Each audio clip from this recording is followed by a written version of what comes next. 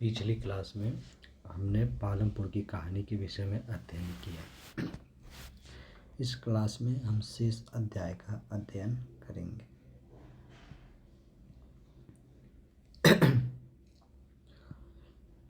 संसाधन के रूप में लोग। अवलोकन। संसाधन के रूप में लोग अध्याय जनसंख्या की अर्थव्यवस्था पर दायित्व से अधिक परिसंपत्ति के रूप में व्याख्या करने का प्रयास है। जब शिक्षा, प्रशिक्षण और चिकित्सा सेवाओं में निवेश किया जाता है तो वही जनसंख्या मानव पूंजी में बदल जाती है। वास्तव में मानव पूंजी कौशल और उनमें निहित उत्पादन के ज्ञान का स्टॉक है।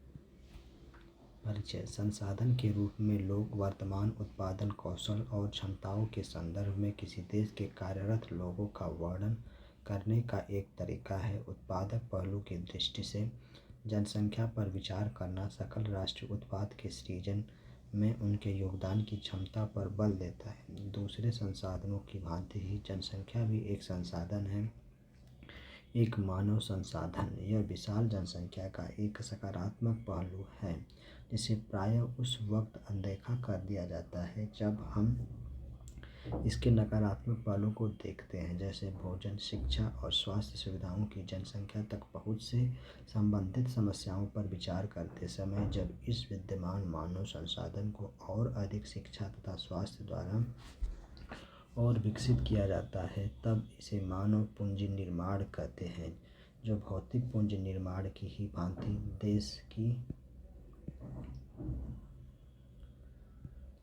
देश की उत्पादक शक्ति में वृद्धि करता है। मानव पूंजी में निवेश शिक्षा, प्रशिक्षण और स्वास्थ्य सेवा के द्वारा भौतिक पूंजी की ही भांति प्रतिफल प्रदान करता है।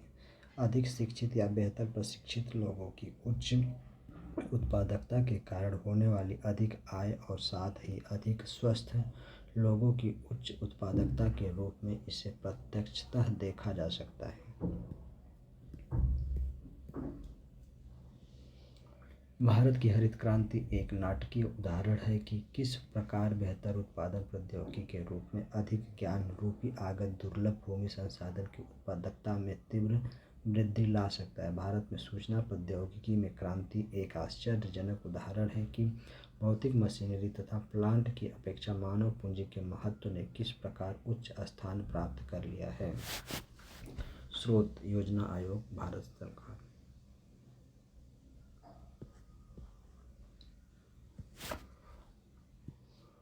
मानव संसाधन क्या है? क्या यह भूमि अथवा श्रम के समान है या उससे अधिक है? मानव पूंजी क्या है? क्या यह रुपया, पैसा अथवा डॉलर के समान है? यह उससे अधिक है।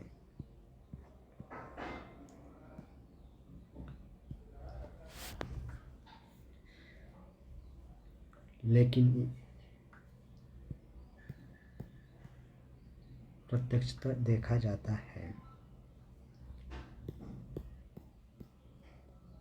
उच्च स्थान प्राप्त कर लिया है। लेकिन यह आवश्यक नहीं कि एक विशाल जनसंख्या देश के लिए दायित्व ही हो। मानव पूंजी में निवेश द्वारा इसे एक उत्पादक परिसंपत्ति में बदला जा सकता है। उदाहरण के लिए सबके लिए शिक्षा और स्वास्थ्य, आधुनिक प्रौद्योगिकी के प्रयोग में औद्योगिक और कृषि श्रमिकों के प्रशिक्षण, उपयोगी वैज्ञानिक अनुसंधान आदि पर संसाधनों के व्यय द्वारा निम्नलिखित दो उदाहरण स्पष्ट करते हैं कि लोग अधिक उत्पादक संसाधन बनने का प्रयास करते हैं।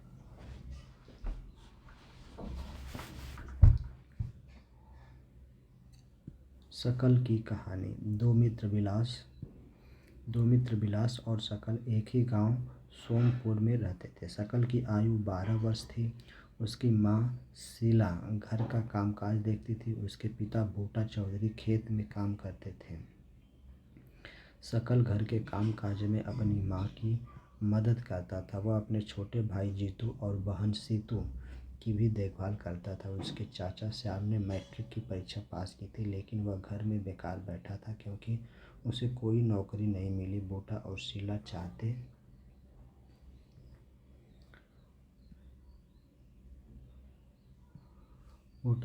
चाहते थे कि उनका बेटा सकल पढ़े लिखे। वे उस पर गांव के स्कूल में नाम लिखाने के लिए जोर देते थे, जिसमें उसने शीघ्र प्रवेश पा लिया। उसने पढ़ना शुरू किया और उच्चतर माध्यमिक की परीक्षा पास कर ली। उसके पिता ने उसे अपनी पढ़ाई जारी रखने के लिए राजी कर लिया।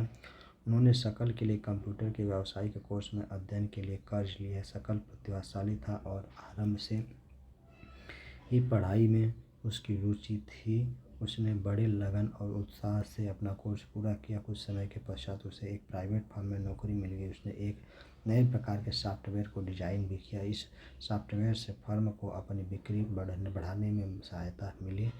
उसके बॉस ने उसकी सेवाओं से प्रसन्न होकर उसे पदोन्नति दी।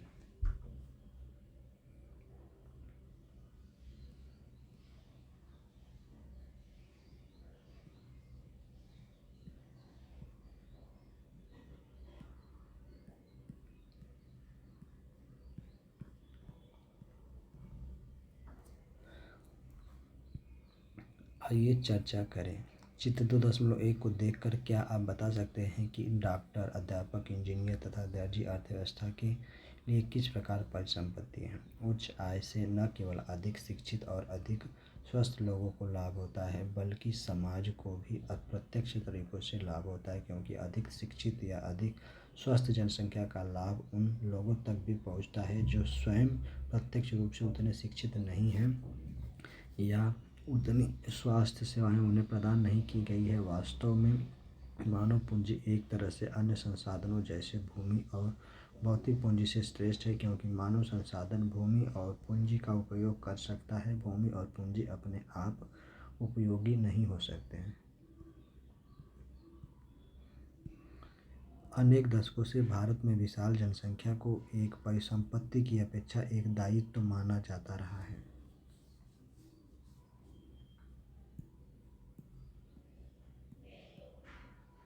मानव पूंजी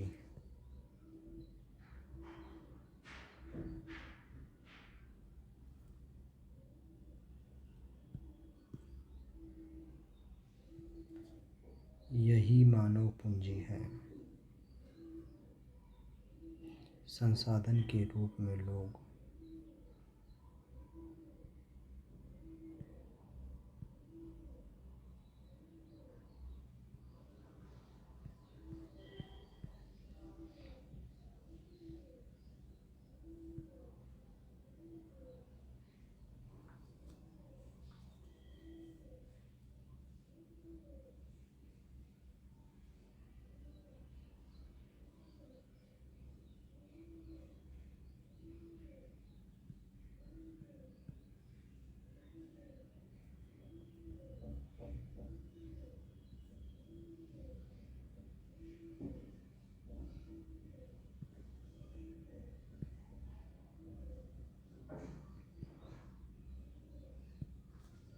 बिलास की कहानी। बिलास 11 वर्ष का एक लड़का था और वह सकल के ही गांव में रहता था। बिलास के पिता महेश एक मछुआरे थे। बिलास जब 2 वर्ष का था तो उसके पिता की मृत्यु हो गई थी। उसकी माँ गीता ने मछलियाँ बेचकर अपने परिवार को पाला पोसा। वह जमींदार के तालाब से मछलियाँ खरीदती और निकट की मंडी में बेचती थी। वह मछलियाँ बेचकर एक दिन में केवल 150 रुपये कमा पाती थी। बिलास गठिया का रोगी बन गया। उसकी माँ के पास इतने पैसे नहीं थे कि वह उसे किसी डॉक्टर को दिखा पाती। वह स्कूल भी नहीं जा सका। उसकी पढ़ने में रुचि नहीं थी। वह खाना पकाने में अपनी माँ की मदद करता तथा अपने छोटे भाई मोहन की भी देखभाल करता। कुछ समय पश्चात उसकी माँ बीमार पड़ गई तथा उनकी देखभाल करने वाला कोई नहीं था।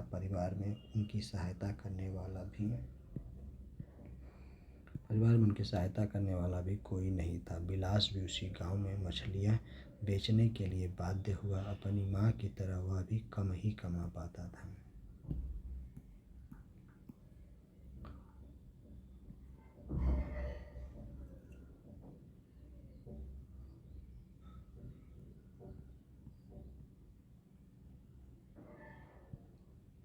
क्या दोनों मित्रों के बीच आप कोई अंतर पाते हैं? वे कौन से हैं अंतर हैं? क्रियाकलाप: पास के किसी गांव या झुग्गी इलाके में जाएं और अपनी उम्र के किसी लड़के या लड़की का अध्ययन करें जो विलास या शकल जैसी परिस्थितियों का सामना कर रहा हो।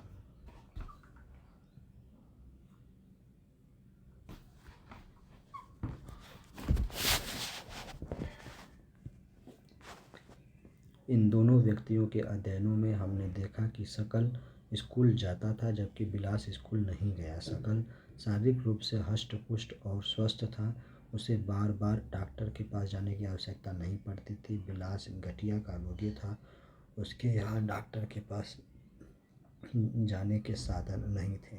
शकल ने कंप्यूटर में डिग्री प्राप्त की थी। शकल को एक प्राइवेट फर्म में नौकरी मिल गई। विलास वही काम करता रहा जो उसकी माँ करती थी। अपनी माँ की ही तरह परिवार को पालने पोसने के लिए उसकी आय बहुत कम थी। शकल के मामले में कई वर्षों की शिक्षा ने उसके श्रम की गुणवत्ता बढ़ाई। इससे उसकी कुल उत्पादकता में वृद्धि हुई। कुल उत्पादकता देश की समृद्धि में योगदान देती है।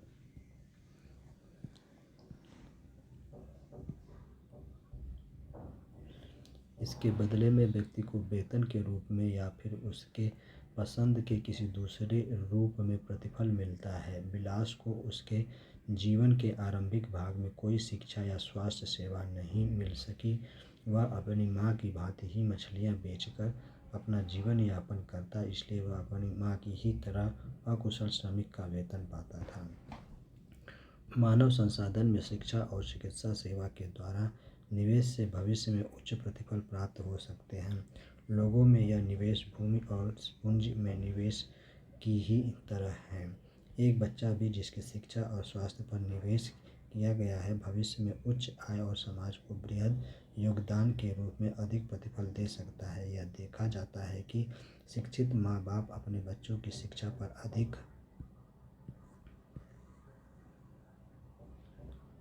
अपने बच्चे की शिक्षा पर अधिक निवेश करते हैं। ऐसा इसलिए होता है क्योंकि उन्होंने स्वयं भी शिक्षा के महत्व को अनुभव किया होता है। वे उचित पोषण और स्वच्छता के प्रति भी सचेत होते हैं। इसी प्रकार वे अपने बच्चों की स्कूली शिक्षा और अच्छे स्वास्थ्य की आवश्यकताओं का भी ध्यान रखते हैं। इस तरह इस मामले में एक अच्छा चक्र बन जाता है। इसके विपरीत स्वयं भी अशिक्षित और अस्वच्छता तथा सुविधा वंचित स्थिति में रहने वाले माँ बाप एक दुष्चक्र सृजित कर लेते हैं और अपने बच्चों को अपनी ही तरह सुविधाओं से वंचित स्थिति में रखते हैं।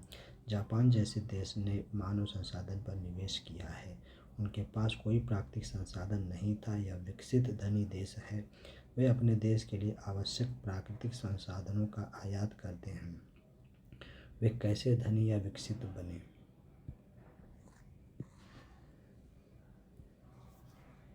उन्होंने लोगों में विशेष रूप से शिक्षा और स्वास्थ्य के क्षेत्र में निवेश किया। उन लोगों ने भूमि और पूंजी जैसे अन्य संसाधनों का कुशल उपयोग किया है। इन लोगों ने जो कुशलता और प्रौद्योगिकी विकसित की उसी से ये देश धनी या विकसित बने।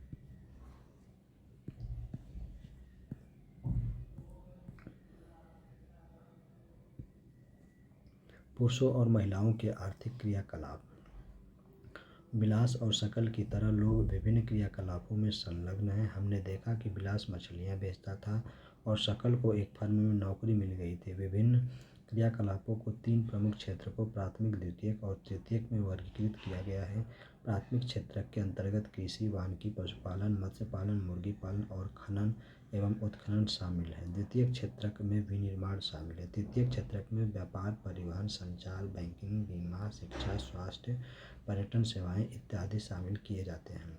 इस क्षेत्र में क्रियाकलाप के फलस्वरूप वस्तुओं और सेवाओं का उत्पादन होता है। ये क्रियाकलाप राष्ट्रीय आय में मूल्यवर्धन करते हैं। ये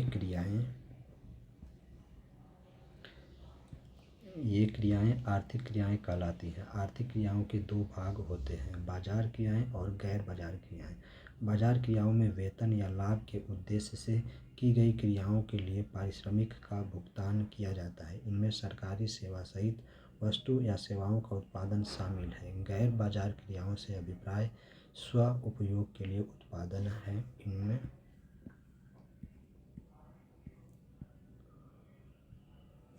इनमें प्राथमिक उत्पादों का उपभोग और प्रसंस्करण तथा अचल संपत्तियों का स्वलेखा उत्पादन आता है।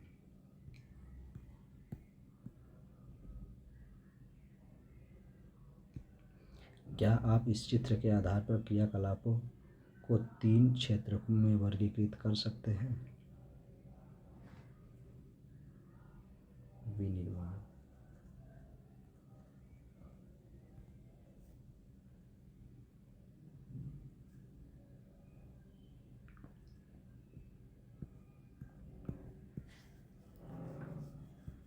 क्रियाकलाप।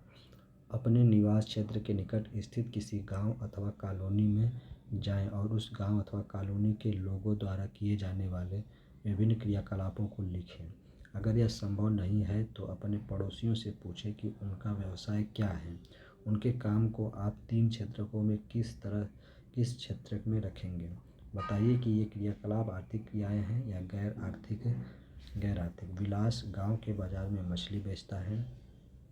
विलास अपने परिवार के लिए खाना पकाता है। शकल एक प्राइवेट फर्म में काम करता है। शकल अपने छोटे भाई और बहन की देखभाल करता है।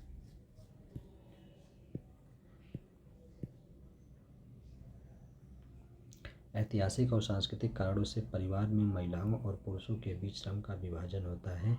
आमतौर पर महिलाएं घर के काम काज देखती हैं और पुरुष खेतों में काम करते हैं। शकल की माँ शीला खाना पकाती है, बर्तन साफ करती है, कपड़े धोती है, घर की सफाई करती है और अपने बच्चों की देखभाल करती है। शकल के पिताजी बूटा खेतों में काम करते हैं, उपज को बाजार में बेचते हैं और परिवार के लिए धन कमाते हैं।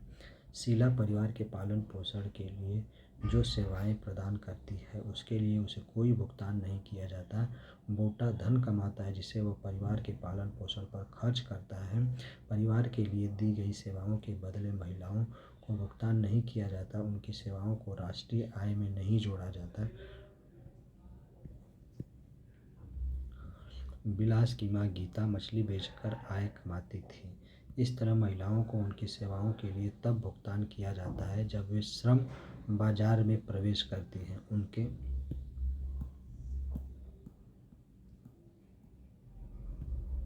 उनके पुरुष सहयोगी की ही तरह उनकी आय उनकी शिक्षा और कौशल के आधार पर निर्धारित की जाती है। शिक्षा व्यक्ति के उपलब्ध आर्थिक अवसरों के बेहतर उपयोग में सहायता करती है। शिक्षा और कौशल बाजार में किसी व्यक्ति की आय के प्रमुख निर्धारक हैं। अधिकांश महिलाओं के पास बहुत कम शिक्षा और निम्न कौशल स्तर है।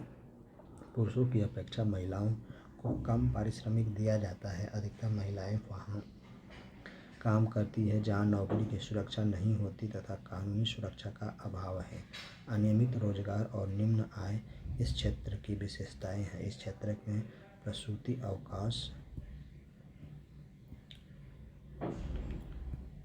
अवकाश, शिशु देखभाल और अन्य सामाजिक सुरक्षा तंत्र जैसी सुविधाएं उपलब्ध नहीं होती। तथापि उच्च शिक्षा और उच्च कौशल वाली महिलाओं को पुरुषों के बराबर वेतन मिलता है। संगठित क्षेत्र में शिक्षण और चिकित्सा उन्हें सबसे अधिक आकर्षित करते हैं। कुछ महिलाओं ने सामान्य नौकरियों के अलावा प्रशासनिक और अन्य सेवाओं में प्रवेश किया है जिनमें वैज्ञानिक और प्रौद्योगिकीय सेवा के उच्च स्तर की आवश्यकता पड़ती है। अपनी बहन या साथ पढ़ रही किसी सहपाठी से पूछें कि वह क्या बनना चाहती है। जनसंख्या गुणवत्ता। जनसंख्या की गुणवत्ता साक्षरता दर, जीवन प्रत्याशा से निरूपित व्यक्तियों के स्वास्थ्य और देशों के लोगों द्वारा प्राप्त कौशल निर्माण पर निर्भर करती है। जनसंख्या की गुणवत्ता अंततः देश की समृद्धि दर निर्धारित करती है। साक्षर और स्वस्थ जनसंख्या परिसंपत्तियाँ होती हैं। शिक्षा। अपने जीवन के आरंभिक वर्षों की शकल की शिक्षा ने बाद के वर्षों में अच्छी नौकरी और अच्छे वेतन के रूप में उसे फल दिया। हमने देखा कि शकल के विकास के लिए शिक्षा एक महत्वपूर्ण आगत था। इसने उसके लिए नए क्षितिज खोले, नई आकांक्षाएं दी और जीवन के मूल्य विकसित किए। न केवल शकल के लिए बल्कि समाज के विकास में भी शिक्षा का योगदान है। यह राष्ट्रीय आय और सांस्कृतिक समृद्धि में सांस्कृतिक समृद्धि में वृद्धि करती है और प्रशासन की कार्य क्षमता बढ़ाती है। प्राथमिक शिक्षा में सार्वजनिक पहुंच, धारण और गुणवत्ता प्रदान करने का प्रावधान किया गया है और इस मामले में लड़कियों पर विशेष जोर दिया गया है। प्रत्येक जिले में नवोदय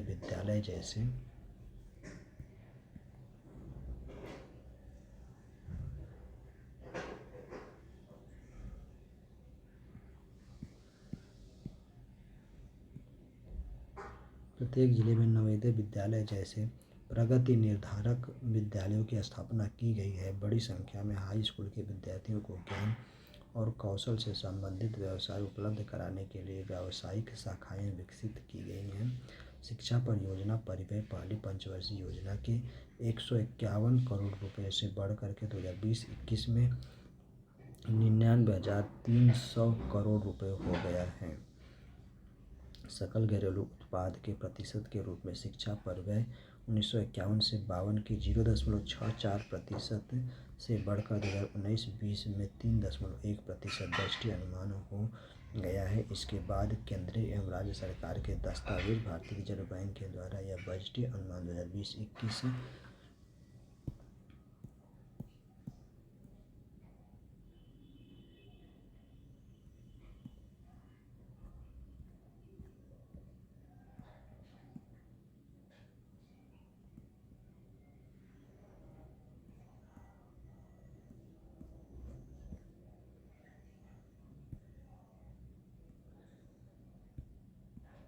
2020-21 व्यक्ति एक सकारात्मक परिसंपत्ति और एक कीमती राष्ट्रीय संसाधन जिसे बड़ी सहजता से गतिशीलता और सावधानीपूर्वक संजोने, पोषित करने तथा विकसित करने की आवश्यकता है। प्रत्येक व्यक्ति का विकास समस्याओं और आवश्यकताओं की एक भिन्न श्रृंखला है। इस जटिल और गतिशील विकास प्रक्रिया में शिक्षा की उत्प्रेरक भूमिका को बहुत सावधानी से तैयार करना चाहिए और बड़ी संवेदनशीलता के साथ कार्यान्वित करना चाहिए। स्रोत राष्ट्रीय शिक्षा नीति 1986। स्वतंत्र भारत में साक्षरता दर में रुझान।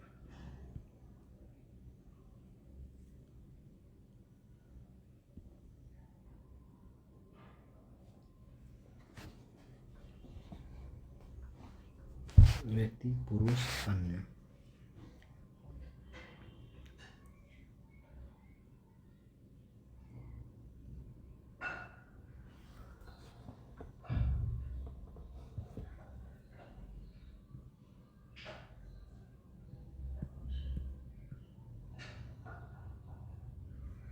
आइए चर्चा करें। आरेख 2.1 का अध्ययन करें और निम्नलिखित प्रश्नों का उत्तर दें।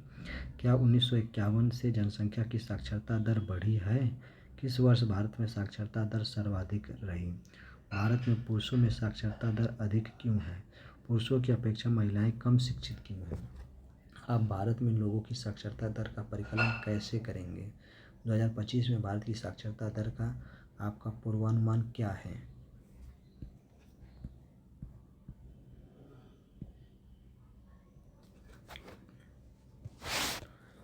क्रियाकलाप। अपने विद्यालय या पड़ोस के शिक्षा विद्यालय में पढ़ने वाले लड़के और लड़कियों की गणना करें। अपने स्कूल प्रशासक से कहें कि वे आपको लड़के और लड़कियों की संख्या के आंकड़े उपलब्ध कराएं। अगर उनमें कोई अंतर है तो उसका अध्ययन करें और कक्षा में उसका कारण समझाएं।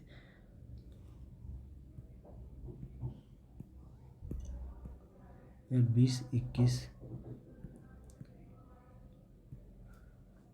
में घटकर 2.8% बताया गया है। इससे साक्षरता दर 1951 के 18% से बढ़कर 2018 में 85% हो गई है। साक्षरता प्रत्येक नागरिक का न केवल अधिकार है बल्कि यह नागरिकों द्वारा अपने कर्तव्यों का ठीक प्रकार से पालन करने तथा अपने अधिकारों का ठीक प्रकार से लाभ उठाने के लिए अनिवार्य भी है। तथापि जनसंख्या के विभिन्न भागों के बीच व्यापक अंतर पाया जाता है। महिलाओं की अपेक्षा पुरुषों में साक्षरता दर करीब 16% अधिक है और ग्रामीण क्षेत्रों की अपने अपेक्षा नगरीय क्षेत्रों में साक्षरता दर करीब 14.2% अधिक है। वर्ष 2011 केरल के कुछ जिलों में साक्षरता दर 94% है जबकि बिहार में 62% ही है। वर्ष 2019-20 प्राथमिक स्कूल प्रणाली भारत के 7,78,842 लाख से भी अधिक गाँवों में फैली है। दुर्भाग्यवश स्कूल शिक्षा के इस विस्तार को शिक्षा के निम्न स्तर और पढ़ाई बीच में छोड़ने की उच्च दर ने कमज़ोर कर दिया है। समग्र शिक्षा यह स्कूली शिक्षा क्षेत्र के लिए एक महत्वपूर्ण कदम है, जिसका विस्तार प्री स्कूल से कक्षा 12 तक, जिसका व्यापक लक्ष्य स्कूली शिक्षा के लिए समान अवसरों और समान शिक्षण परिणाम के संदर्भ में स्कूल की प्रभावशीलता में सुधार करना है। इस योजना में स्कूल को प्री स्कूल, प्राथमिक, मिडिल से माध्यमिक स्तर तक की एक सतत प्रक्रिया के रूप में परिकलित किया गया है तथा इसके उद्देश्य शिक्षा के लिए सतत विकास लक्ष्य SDG के अनुरूप प्री स्कूल से माध्यमिक स्तर तक समावेशी और समान गुणवत्ता वाली शिक्षा सुनिश्चित करना है। कक्षा में बच्चों की उपस्थिति को बढ़ावा देने, बच्चों के धारण और उनकी पोषण स्थिति में सुधार के लिए दोपहर के भोजन की योजना कार्यान्वित की जा रही है। इन नीतियों से भारत में शिक्षित लोगों की संख्या में वृद्धि हो सकती है।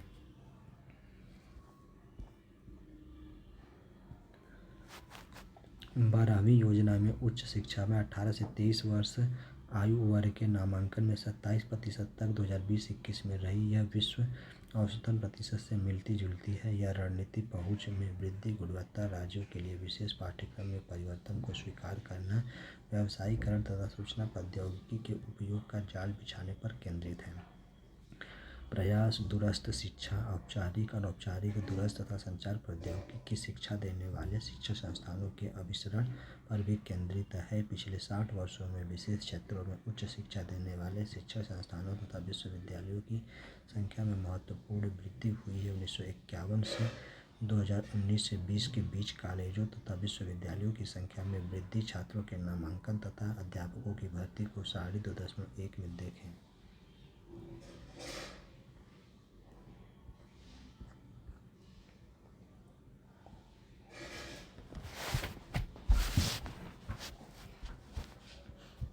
वर्ष महाविद्यालयों की संख्या, विश्वविद्यालयों की संख्या, विद्यार्थी, शिक्षक, यूनिवर्सिटी एवं कॉलेज। 1950 से 91 में विद्यालयों की संख्या 750, 90 से 91 में 7,336, 2022-23 में 47,844 विद्यालय। विश्वविद्यालयों की संख्या 50 से 51 में 30, 22 से 23 में 1,085। विद्यार्थियों की संख्या 1950 से 91 में 2,63,000, 22 से 23 में विद्यार्थियों की संख्या 41,483,704। यूनिवर्सिटी में शिक्षक 15,10,957, 24,000।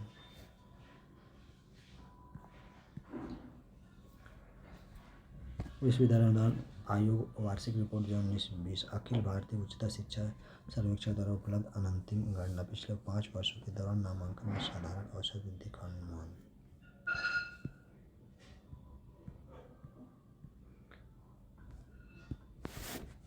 आइए चर्चा करें। 2.1 की कक्षा में चर्चा करें तथा निम्न प्रश्नों का उत्तर दें। क्या विद्यार्थियों की बढ़ती हुई संख्या को प्रवेश देने के लिए कॉलेजों की संख्या में वृद्धि पर्याप्त है? क्या आप सोचते हैं कि हमें विश्वविद्यालयों की संख्या बढ़ानी चाहिए? वर्ष 1950 से 51 से वर्ष 1998 से 99 तक शिक्षकों की संख्या में कितनी वृद्धि हुई है? भावी महाविद्यालयों और विश्वविद्यालयों के बारे में आपका क्या विचार है?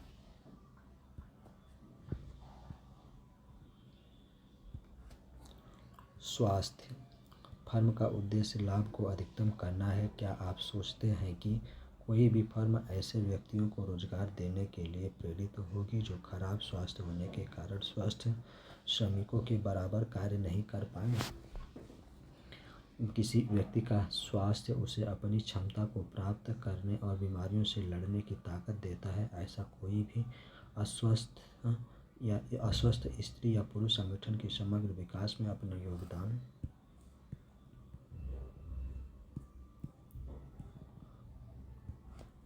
योगदान को अधिकतम करने में सक्षम नहीं होगा। वास्तव में स्वास्थ्य अपना कल्याण करने का एक अपरिहार्य आधार है। इसीलिए जनसंख्या की स्वास्थ्य स्थिति को सुधारना किसी भी देश की प्राथमिकता होती है। हमारी राष्ट्रीय नीति का लक्ष्य भी जनसंख्या के अल्प सुविधा प्राप्त वर्गों पर विशेष ध्यान देते हुए स्वास्थ्य सेवाओं, परिवार कल्याण और पौष्टिक सेवा तक उनकी पहुंच को बेहतर बनाना है। पिछले 5 दशकों में भारत ने सरकारी और निजी क्षेत्रों में प्राथमिक, द्वितीयक तथा तृतीयक सेवाओं के लिए अपेक्षित एक विस्तृत स्वास्थ्य आधारित संरचना और जनशक्ति का निर्माण किया है।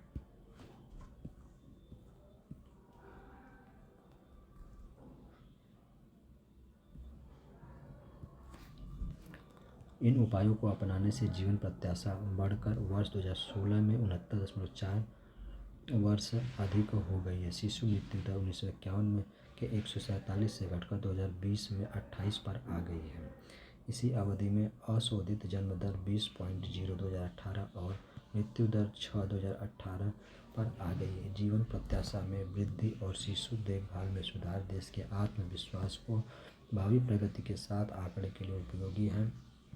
आयु में वृद्धि आत्मविश्वास के साथ जीवन की उत्तम गुणवत्ता का सूचक है। शिशुओं की संक्रमण से रक्षा तथा माताओं के साथ बच्चों की देखभाल और पोषण सुनिश्चित करने से शिशु मृत्यु दर घटती है।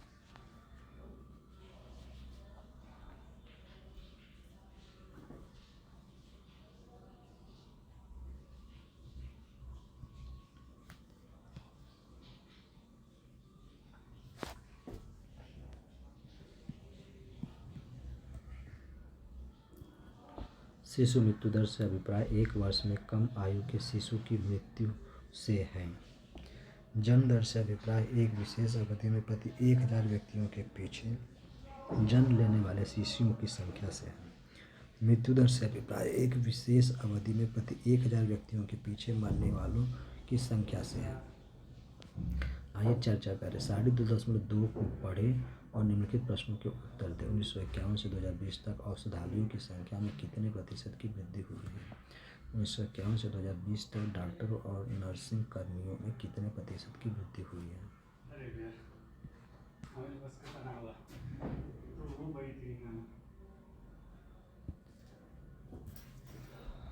संसाधन के रूप में लोग संबंधित वर्षों की स्वास्थ्य आधारित संरचना।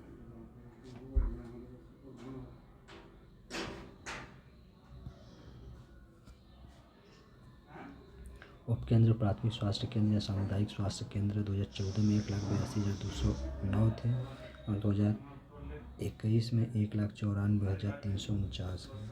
औषधालय तथा अस्पताल 2014 में 29,715 थे और 2021 में 36,068 हैं।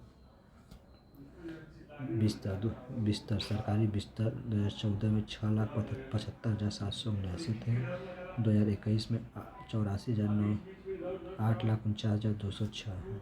राज्य चिकित्सा परिषद और भारतीय चिकित्सा परिषद में पंजीकृत डॉक्टर 41,070 थे और 2021 में आंकड़े उपलब्ध नहीं हैं। नर्सिंग ANM+RN एवं RM+LHV 2014 में 26,21,921 थे और 2021 में 35,14,373 हैं।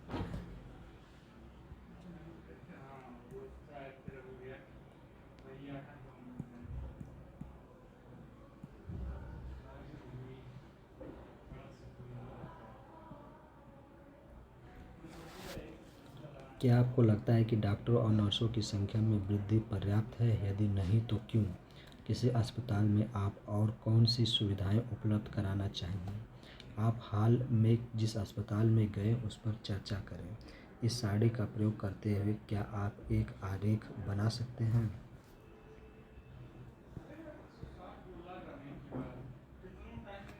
क्रियाकलाप। आप निकट के किसी सरकारी या निजी अस्पताल में जाएं और निम्नलिखित विवरण नोट करें। जिस अस्पताल में आप गए उसमें कितने बिस्तर हैं? अस्पताल में कितने डॉक्टर हैं? अस्पताल में कितनी नर्सें कार्यरत हैं? इसके अलावा निम्नलिखित अतिरिक्त सूचनाएं एकत्रित करने का प्रयास करें। आपके इलाके में कितने अस्पताल हैं? आपके इलाके में कितने औषधालय हैं?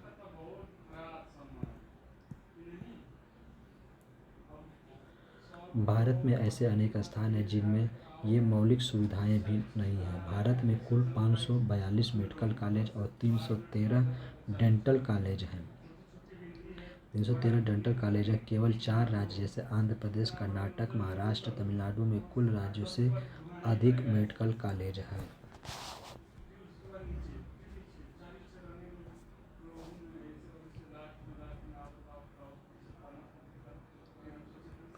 बेरोजगारी। शकल की मां शीला अपने घरेलू कामकाज और बच्चों की देखभाल तथा खेती के काम में अपने पति बूटा की मदद करती थी। शकल का भाई जीतू और बहन सीतू अपना समय खेलने और घूमने फिरने में गुजारते थे। क्या आप शीला या जीतू या सीतू को बेरोजगार कह सकते हैं? यदि नहीं तो क्यों? बेरोजगारी उस समय विद्यमान कही जाती है जब प्रचलित मजदूरी की दर पर काम करने के लिए इच्छुक लोग रोजगार नहीं पा सके। शीला की रुचि अपने घर के बाहर काम करने में नहीं है। जीतू और सीतू बहुत छोटे हैं और उनकी गिनती श्रम शक्ति की जनसंख्या में नहीं हो सकती और न ही जीतू, सीतू और शीला को बेरोजगार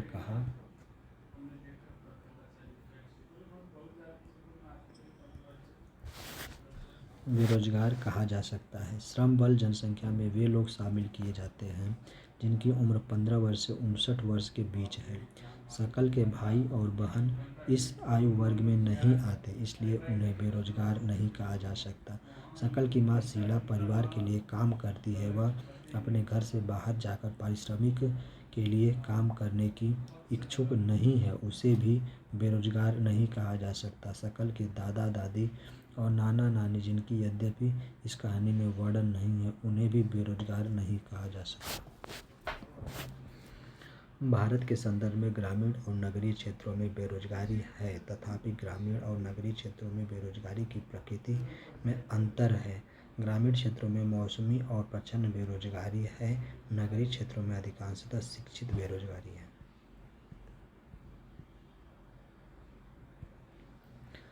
मौसमी बेरोजगारी तब होती है जब लोग वर्ष के कुछ महीनों में रोजगार प्राप्त नहीं कर पाते हैं। कृषि पर आश्रित लोग आमतौर पर इस तरह की समस्या से जूझते हैं। वर्ष में कुछ व्यस्त मौसम होते हैं जब बुआई, कटाई, निराई और गहाई होती है। कुछ विशेष महीनों में कृषि पर आश्रित लोगों को अधिक काम नहीं मिल पाता। प्रचंड बेरोजगारी के अंतर्गत लोग नियोजित प्रतीत होते हैं। उनके पास भूखंड होता है जहाँ उन्हें काम मिलता है। ऐसा प्रायः कृषिगत काम में लगे परिजनों में होता है। किसी काम में 5 लोगों की आवश्यकता होती है, लेकिन उसमें 8 लोग लगे होते हैं। इनमें 3 लोग अतिरिक्त हैं। ये तीनों इसी खेत पर काम करते हैं जिस पर 5 लोग काम करते हैं। इन तीनों द्वारा किया गया अंशदान 5 लोगों द्वारा किए गए योगदान में कोई बढ़ोतरी नहीं करता। अगर 3 लोगों को हटा दिया जाए तो खेत की उत्पादकता में कोई कमी नहीं आएगी। खेत में 5 लोगों के काम की आवश्यकता है और 3 अतिरिक्त लोग प्रच्छन्न रूप से बेरोजगार होते हैं।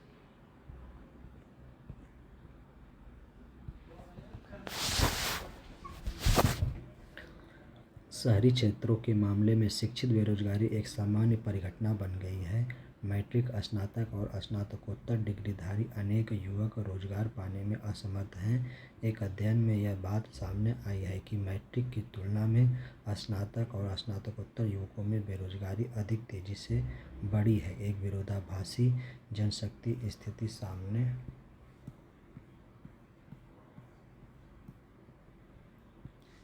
सामने आई है कि कुछ विशेष श्रेणियों में जनशक्ति के आधिक्य के साथ ही कुछ अन्य श्रेणियों में जनशक्ति की कमी विद्यमान है। एक ओर तकनीकी अर्हता प्राप्त लोगों के बीच बेरोजगारी है तो दूसरी ओर आर्थिक समृद्धि के लिए आवश्यक तकनीकी कौशल की कमी भी है। बेरोजगारी से जनशक्ति संसाधन की बर्बादी होती है। युवकों में निराशा और हताशा की भावना होती है। लोगों के पास अपने परिवार का भरण पोषण करने के लिए पर्याप्त मुद्रा नहीं होती है। शिक्षित लोगों के साथ जो कार्य करने के इच्छुक हैं और सार्थक रोजगार प्राप्त करने में समर्थ नहीं है, यह एक बड़ा सामाजिक अपव्यय है।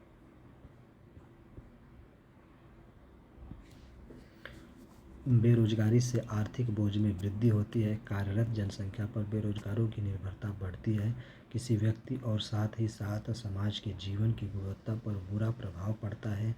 जब किसी परिवार को मात्र जीवन निर्वाह स्तर पर रहना पड़ता है तो उसके स्वास्थ्य स्तर में एक आम गिरावट आती है और स्कूल प्रणाली से अलगाव में वृद्धि होती है।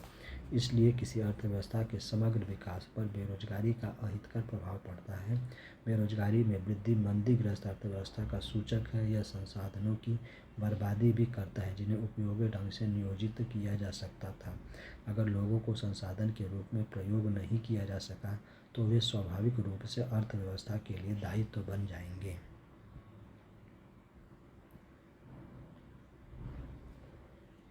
सांख्यिकी रूप से भारत में बेरोजगारी की दर निम्न है। बड़ी संख्या में निम्न आय और निम्न उत्पादकता वाले लोगों की गिनती नियोजित लोगों में की जाती है। वे पूरे वर्ष काम करते प्रतीत होते हैं लेकिन उनकी क्षमता और आय के हिसाब से यह उनके लिए पर्याप्त नहीं है। वे काम तो कर रहे हैं पर ऐसा प्रतीत होता है कि ये काम उन पर थोपे हुए हैं, इसलिए शायद वे अपने पसंद का कोई अन्य काम करना पसंद कर सकते हैं। गरीब लोग बेकार नहीं बैठ सकते। वे किसी भी काम से जुड़ जाना चाहते हैं, चाहे उससे कितनी भी कमाई हो। अपनी इस कमाई से वे किसी तरह जीवन निर्वाह कर पाते हैं।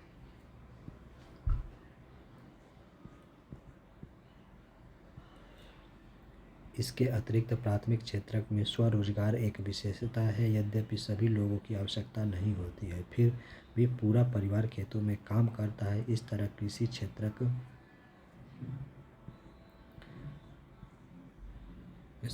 क्षेत्र में प्रचंड बेरोजगारी होती है, लेकिन जो भी उत्पादन होता है उसमें पूरे परिवार की हिस्सेदारी होती है।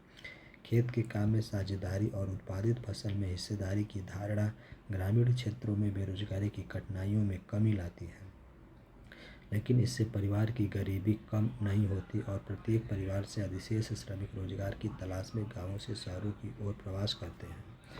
आइए उपरोक्त तीनों क्षेत्रों में रोजगार के परिदृश्य की चर्चा करें। कृषि का सबसे अधिक अवशोषण करने वाला अर्थव्यवस्था का क्षेत्र कृषि है। पिछले वर्षों में पूर्व चर्चित प्रचंड बेरोजगारी के कारण कृषि पर जनसंख्या की निर्धनता में कुछ कमी आई है। कृषि अधिशेष श्रम का कुछ भाग द्वितीयक या तृतीयक क्षेत्र में चला जाता है। द्वितीयक क्षेत्र में छोटे पैमाने पर होने वाले विनिर्माण में श्रम का सबसे अधिक अभिशोषण है। तृतीयक क्षेत्र में जैव प्रौद्योगिकी, न्याय प्रौद्योगिकी, सूचना प्रौद्योगिकी आदि सरीखी विभिन्न नई सेवाएं सामने आ रही हैं।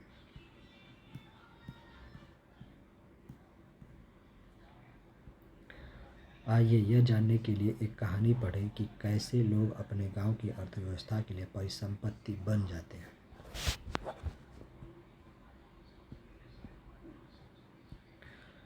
एक गांव की कहानी। एक गांव था जिसमें अनेक परिवार रहते थे। प्रत्येक परिवार इतना उपजा लेता था कि उससे उसके सदस्य खा पी सकें। परिवार के सदस्य अपने कपड़े बुनते, अपने बच्चों को पढ़ाते और इस तरह प्रत्येक परिवार अपनी आवश्यकताएं स्वयं पूरी कर लेता था। इनमें से एक परिवार ने अपने एक बेटे को कृषि महाविद्यालय में भेजने का फैसला किया। लड़के को निकट के एक कृषि महाविद्यालय में प्रवेश मिल गया। कुछ समय पश्चात वह कृषि इंजीनियरिंग की योग्यता प्राप्त कर गांव वापस लौट आया।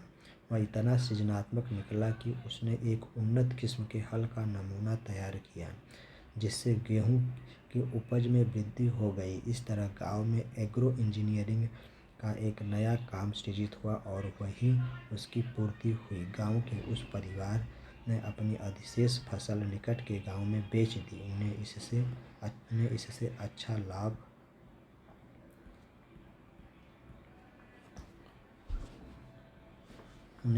अच्छा लाभ हुआ, जिसे उन्होंने आपस में बांट लिया। इस सफलता से प्रेरित होकर कुछ समय पश्चात गांव के सभी परिवारों ने एक बैठक की। वे अपने बच्चों के लिए भी बेहतर भविष्य चाह रहे थे। उन्होंने पंचायत से गांव में एक स्कूल खोलने का अनुरोध किया। उन्होंने पंचायत को विश्वास दिलाया कि वे सभी अपने बच्चों को स्कूल में भेजेंगे। पंचायत ने सरकार की मदद से एक स्कूल खोल दिया। निकट के कस्बे से एक शिक्षक की नियुक्ति की गई। इस गांव के सभी बच्चे स्कूल जाने लगे। कुछ समय पश्चात गांव के एक परिवार ने अपनी एक लड़की को सिलाई का प्रशिक्षण दिलाया।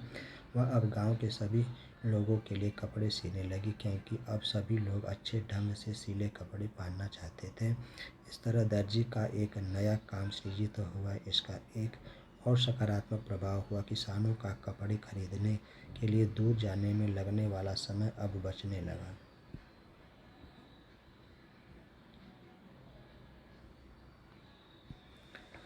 किसान खेतों में अधिक समय लगाने लगे थे, इसलिए उपज बढ़ गई। यह समृद्धि का प्रारंभ था। किसानों के पास उपभोग से अधिक वस्तुएं थीं। अब वे अपने उत्पादन उन लोगों को बेच सकते थे जो उनके गांव के बाजार में आते थे। समय के साथ वह गांव, जहां प्रारंभ में किसी नए काम का औपचारिक रूप से कोई अवसर नहीं था, शिक्षक, दर्जी, एग्रो इंजीनियर और अन्य तरह के लोगों से परिपूर्ण हो गया। यह एक साधारण गांव की कहानी थी, जहां मानव पूंजी के उठते स्तर ने उसे जटिल और आधुनिक आर्थिक क्रियाकलापों के स्थल के रूप में विकसित बनाया।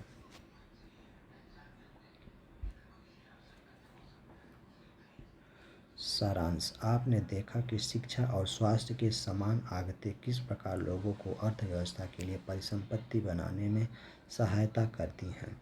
इस अध्याय में अर्थव्यवस्था के तीनों क्षेत्रों में होने वाली आर्थिक क्रियाओं के विषय में चर्चा की गई है। हमने बेरोजगारी से जुड़ी समस्याओं के बारे में भी पढ़ा। अंततः अध्याय एक गांव की कहानी के साथ समाप्त होता है, जिसमें पहले कोई रोजगार नहीं था, पर बाद में वहाँ रोजगार के अनेक अवसर उत्पन्न हो गए।